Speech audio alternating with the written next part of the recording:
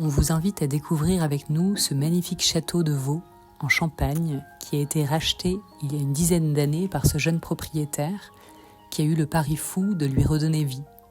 Année après année, avec les recettes des visites et des mariages, il a pu restaurer chacune des parties de ce château. Cette année, Édouard s'attaque à la rénovation d'une des pièces principales du château et avait à cœur de remettre des boiseries anciennes pour redonner l'âme d'antan à cette pièce. En tant que spécialiste en boiseries anciennes, il a fait appel à nous pour lui trouver les boiseries et les adapter. On partage la passion pour la restauration du patrimoine qui respecte l'âme de ce lieu magique. Ce château, situé au sud de Troyes, est ouvert au public. N'hésitez pas à aller le découvrir.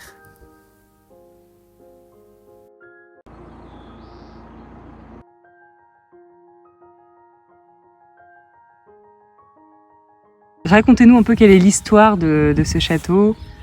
Alors, c'est un château qui a été construit et dessiné au XVIIIe siècle, pendant l'époque Régence, par l'architecte Beaufranc.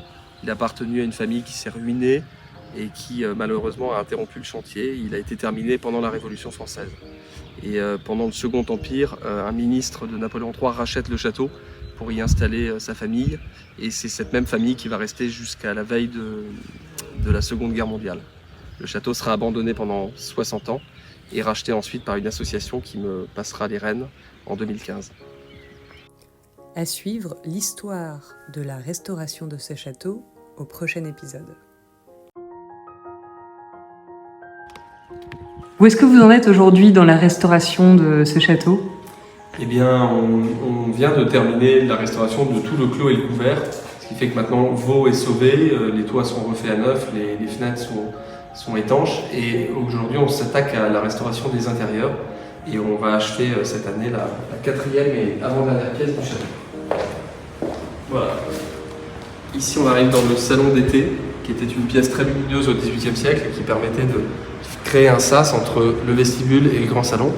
Et donc ici on a restitué le volume qui était écroulé sur 4 étages, en refaisant donc ce plafond qui n'est pas fini, ce sol qui lui est terminé avec un dallage à cabochon. La restauration de cette pièce s'achève par le décor mural qui est sûrement le plus important. Ces boiseries qui ont été achetées donc chez Rémy Mode qui constituent un décor très important pour la pièce, dans un esprit Régence Louis XV, donc la période du château.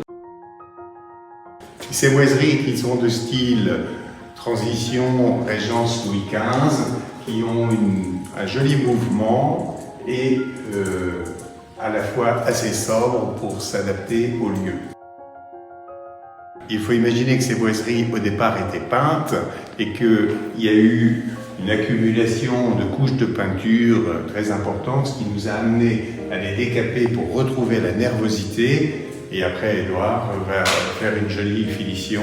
Voilà, oui, il faut garder le charme de l'ancien et c'est ça qui, après, donne un côté authentique à la restauration.